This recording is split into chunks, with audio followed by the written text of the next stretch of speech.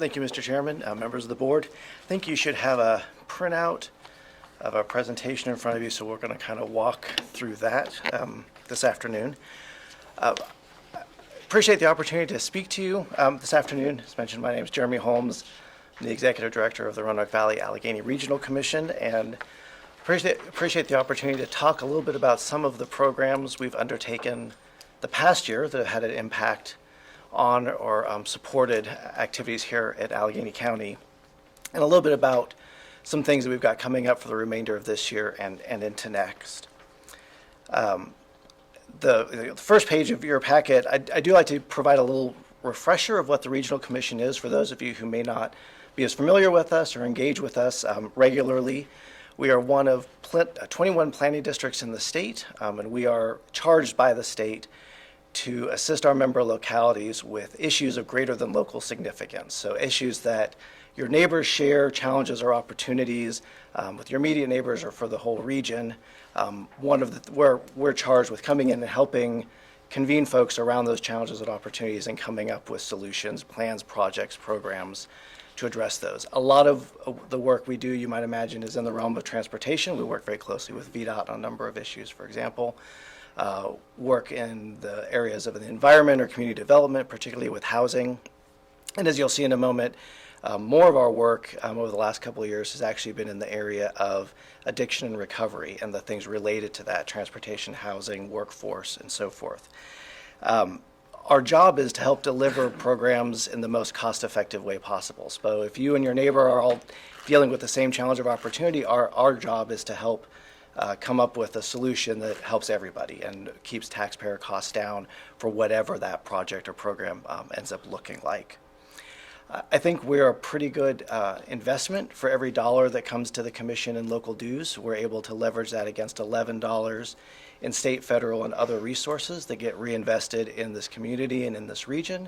Sometimes that's in the plans and the programs we do. Sometimes it is in construction. So recently, for example, we worked with Virginia Housing, and we were able to bring some dollars for the Rivermont School project in Covington as one example of ways that we've been able to help get affordable housing, in this case, in the region.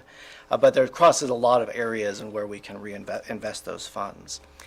And you've heard me say we a lot. I do think that we have a very talented staff at the commission, but that's not the we I'm talking about. What makes the commission work is you, our elected officials and administrator members. Without your engagement and ideas, we can't really get anything done. So I do want to especially thank Mr. Griffith and Mr. Walters for your participation on the commission and the SEDS committee and all the other plans and projects that we work on with Alleghany County. I'm going to touch base real quick on three areas of kind of projects that we're working on to support Alleghany County. The first you'll see in your packet is the collective response. This is that addiction and recovery program I mentioned a moment ago. In 2018, this is an effort that started in the Roanoke Valley with Franklin County and Botetourt.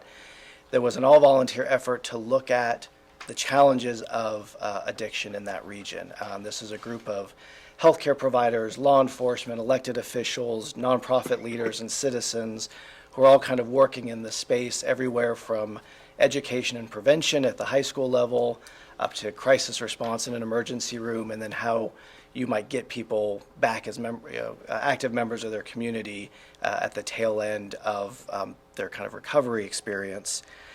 In 2021, that program came under the Regional Commission as a staffed program with assistance from the City of Roanoke. And the moment that happened, the scope changed to the Regional Commission's footprint, which brought in Alleghany County and the entire Highlands into the potential services that we could provide.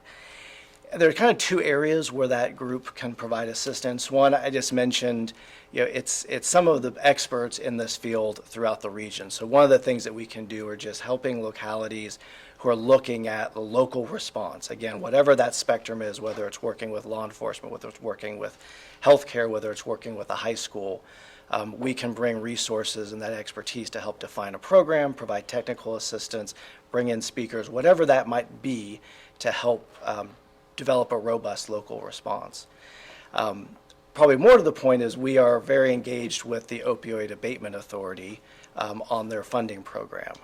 We've been working with them since the beginning of them as an agency.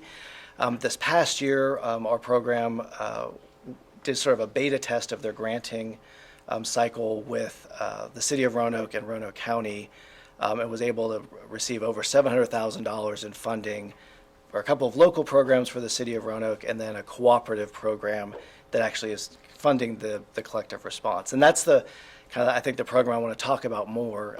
If you're probably aware that the Abatement Authority has a pot of money, about 30% of their funds are for cooperative multi-jurisdictional programs. So Alleghany County receives a direct allocation. There's a pot of funding that you can apply for grants. There's this other pot of funding that is for multiple jurisdictions working together. And that's an area where our program can come in, help you define a project, budget a project, find whoever can do that work, and then actually make application to the OAA to get that project funded. So that's the ability to get access to funds outside of what you're already being allocated, and to maybe build bigger programs. And again, if it's regional in scope, that's likely to be able to bring more resources into the region. So the grant cycle, the next coming grant cycle for the OAA is April 1st. So we're kind of under deadline for the immediate grant cycle, but we'll be beginning work in October for another round of project identification and scoping, and bringing those folks together to see what we can do for the next grant cycle. We're currently also, just as a side note, we're working with Virginia Tech on an asset mapping program. So when previously we did not understand or have all of the resources that existed in Alleghany County through the CSB or other providers to know who's doing what, who do they serve, what is underutilized, needs additional resources, and how that connects with the resources throughout the region. So right now, as a matter of fact, I think tomorrow morning, they're beginning that asset mapping exercise. We had a conversation with the CSB yesterday about regional transportation needs. So we're collecting that information now to help the collective response understand sort of what the gaps are, and maybe to bring some guidance and information for that. The next area I'll just talk about real quick is transportation. As I mentioned, about half of our work is in the area of transportation. We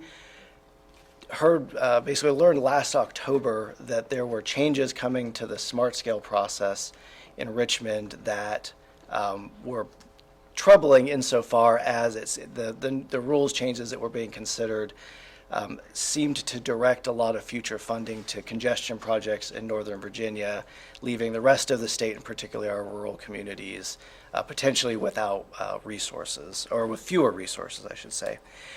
So the commission began work with our Commonwealth Transportation Board member, Ray Smoot, with the CTB, VDOT, other statewide organizations to try to quickly get some education, understand what those rules changes were, and engage with the CTB to advocate on behalf of our region and behalf of our rural localities and rural localities across the state.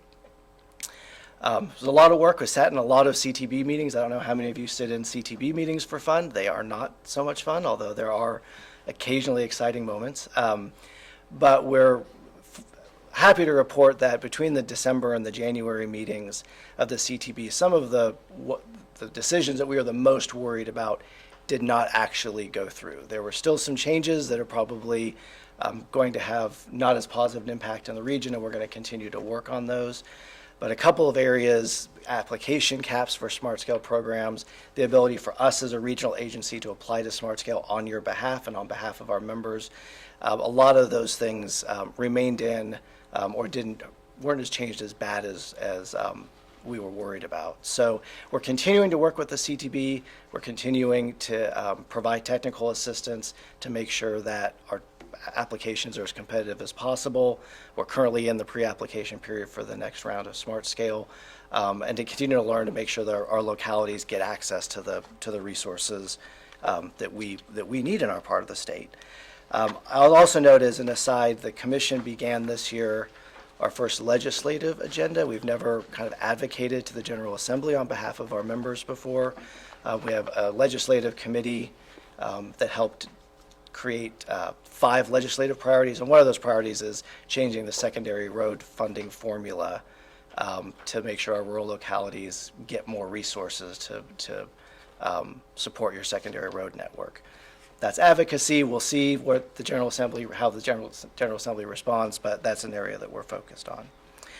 The last project area I'll cover is the Ready Appalachia program, and I hope some of you have maybe heard about this already. There's been some information the last couple weeks going out about this program. But in short, this is an effort by the Appalachian Regional Commission to make sure that ARC communities get access to the plethora of federal funds that are out there right now through programs like the Inflation Reduction Act, the Infrastructure Investment and Jobs Act. A lot of that funding has been constructed as nationally competitive grants rather than sort of allocations to the areas who need it.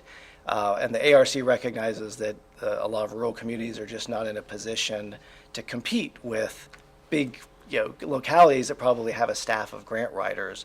And that puts us at a real disadvantage for accessing a lot of these probably once in a lifetime funding opportunities. So the ARC provided us and all of its planning district members in the ARC $100,000 to help support accessing those funds. The way we've done that is we have a bench of professional grant writers who all have success writing and accessing federal funds.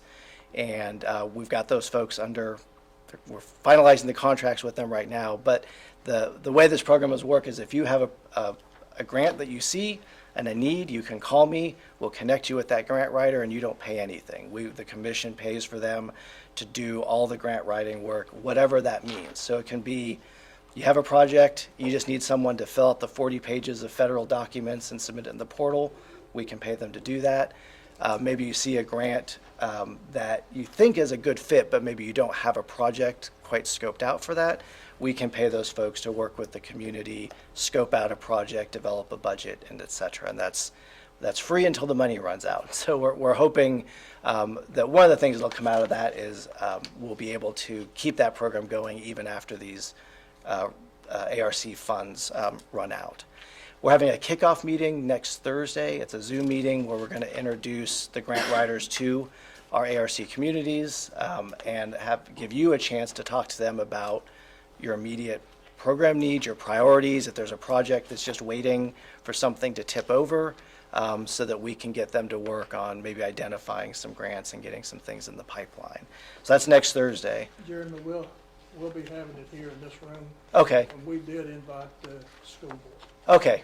Yeah, we want everyone, so just as a kind of spoiler, the way it'll work is that you as the locality will make the request, but any partner in the region, as long as that comes from you, it can support the school board, it can support a private, it can support a nonprofit. It's just that as long as you give us the go-ahead, we can go ahead and put those folks to work on that. So yeah, so we appreciate you. Hope you see you there, and let these folks know what you guys need. So I just want to kind of touch those three areas real quick. There's a lot more work that we do, but those are some areas that are kind of we've spent a lot of time in this past year. Over the coming year, we're going to continue to do work looking at the IIJA and these funding opportunities.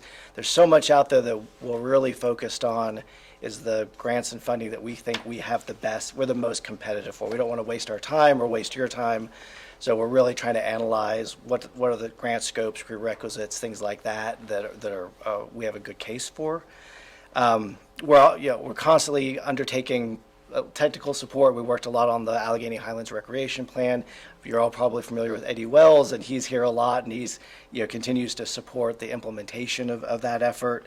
And we're always here to provide general technical support and other planning as you need it, whether that's a simple report request or data request up to other significant plans and projects. So you're always welcome to reach out to me or Eddie in our office if there's assistance that you need. So I'm going to leave it there. I'm happy to answer any questions that you might have while I'm here, but I also just again want to thank you for your support and your participation in the Regional Commission. And we could not get anything done without your engagement, so we really appreciate your participation. And thank you for having me tonight. Thank you, sir. Thank you.